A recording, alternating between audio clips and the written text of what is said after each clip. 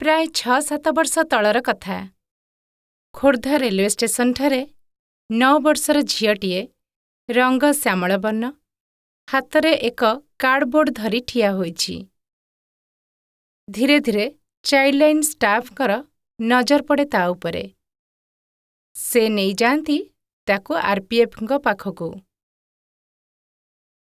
Sir, ପିଲାଟିକୁ ଯାହା ପଚାରିଲେ କିଛି କହୁନାହିଁ। ଆଉ ଏକ କାର୍ଡ଼ବୋର୍ଡ଼ଟା ଧରିଛି ଯେ କିଛି ପଢ଼ି ହେଉନାହିଁ। ତେଲୁଗୁ ଭାଷା ଭଳି ଦେଖାଯାଉଛି। ଆର୍ପିଏଫ୍ ଜଣଙ୍କ ମଧ୍ୟ ପଚରାଉଚରା କରିଥିଲେ, କିନ୍ତୁ ହାରିଯାଇଥିଲେ। ତାପରେ ଏକ କାଗଜ ଆଉ ପେନ୍ ଦେଇ ଝିଅଟିକୁ ଲେଖିବାକୁ ଇସାରା କଲେ। ହେଲେ ଝିଅଟି ଇଂରାଜୀରେ ତାର ନାମ ମାରିଆ ବୋଲି ଲେଖିଲା। ତା ଛଡ଼ା ସେ ଆଉ କିଛି ଲେଖିପାରିଲା ନାହିଁ। ଜଣାପଡ଼ିଲା ଝିଅଟି ମୂକ ଆଉ ବଧିର। ତେଣୁ ଆର୍ପିଏଫ୍ ଆଉ ଚାଇଲ୍ଡଲାଇନ୍ ଷ୍ଟାଫ୍ ତାକୁ ଶିଶୁମଙ୍ଗଳ କମିଟିଙ୍କ ପାଖରେ ଉପସ୍ଥାପନ କଲେ। ଶିଶୁମଙ୍ଗଳ କମିଟିଙ୍କ ନିର୍ଦ୍ଦେଶକ୍ରମେ ମାରିଆ ଏକ ମୂକବଧିର ସ୍କୁଲ ଥିବା ଶିଶୁ ଆଶ୍ରମରେ ରହିଲା। 6 ବର୍ଷ ପରେ ସାରା ଦେଶରେ ପ୍ରତି ରାଜ୍ୟ ଓ ଜିଲ୍ଲାରେ ଶିଶୁ ସୁରକ୍ଷା ୟୁନିଟ୍ର ଆବିର୍ଭାବ ହେଲା। ସେହି ୟୁନିଟ୍ଗୁଡ଼ିକରେ 12 ଜଣିଆ ଷ୍ଟାଫ୍ ନିଯୁକ୍ତି ପାଇଲେ। ସମୟ ସମୟରେ ଶିଶୁ ସୁରକ୍ଷା ୟୁନିଟ୍ ଷ୍ଟାଫ୍ମାନେ ଯାଇ ଝିଅଟିକୁ ପରାମର୍ଶ ସେବା ଯୋଗାଇଥାନ୍ତି। ହଠାତ୍ ଗୋଟିଏ ଦିନ ଏହିପରି ପରାମର୍ଶ ସେବା ପ୍ରଦାନ ସମୟରେ ମାରିଆ ଥରିବାକୁ ଲାଗିଲା, ଯେପରି ସେ କିଛି କହିବାକୁ ଚାହୁଁଥିଲା। ପରାମର୍ଶଦାତ୍ରୀ ଓ ତାଙ୍କ ସହ ଯାଇଥିବା ମହିଳା ଅଧିକାରୀ ତାକୁ କିଛି ସମୟ ପାର୍କ ଆଡ଼େ ନେଇ ତାକୁ ପାଣି ପିଇବାକୁ ଦେଇଥିଲେ। ସେ ଟିକେ ସାଷ୍ଟାଙ୍ଗ ହେଲା ପରେ ତାକୁ ପଚାରିଥିଲେ ସେ କ'ଣ କହିବାକୁ ଚାହୁଁଛି।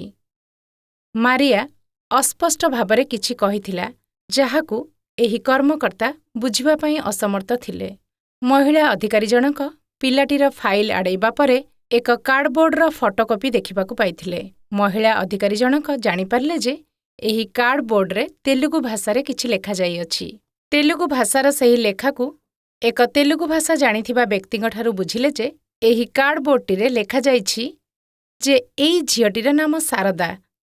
ତାଙ୍କର ଘର ପୋଡ଼ିଯାଇଛି। ଭାଇ ଭଉଣୀ ଭିନ୍ନକ୍ଷମ ଅଟନ୍ତି। ତାକୁ କିଛି ଅର୍ଥ ସାହାଯ୍ୟ ଦିଆଯାଉ।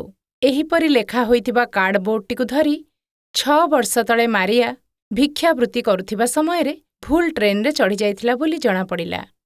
ଲଗାତାର ମାରିଆ ସହ କଥାବାର୍ତ୍ତା ହେଲା ପରେ ଜଣାପଡ଼ିଲା, ମାରିଆ 6 ବର୍ଷ ତଳେ କଥା କହୁଥିଲା।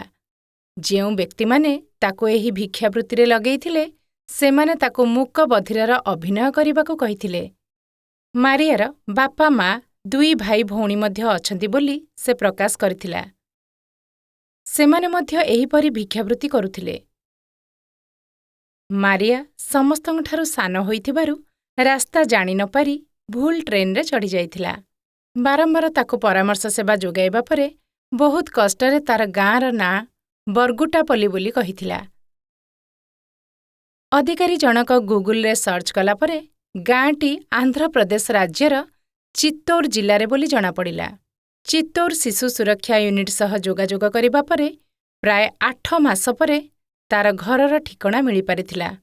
ଦୁର୍ଭାଗ୍ୟବଶତଃ ତାର ବାପା ମା ଆଉ ଏ ଦୁନିଆରେ ନଥିଲେ। ତାର ବଡ଼ ଭାଇ ଓ ବଡ଼ ଭଉଣୀ ଯୋଗାଯୋଗ କରି ମାରିଆକୁ ଘରକୁ ନେଇଥିଲେ। ଦୀର୍ଘ 6-7 ବର୍ଷ ଭିତରେ ମାରିଆ ଓଡ଼ିଆ ଭାଷା ମଧ୍ୟ ଶିଖିଯାଇଥିଲା। ତା ନିଜ ଘରକୁ ଫେରିବା ପୂର୍ବରୁ ସେ ଓଡ଼ିଆ ମିଡିୟମରେ ମ୍ୟାଟ୍ରିକ୍ ପରୀକ୍ଷା ଦେଇଥିଲା।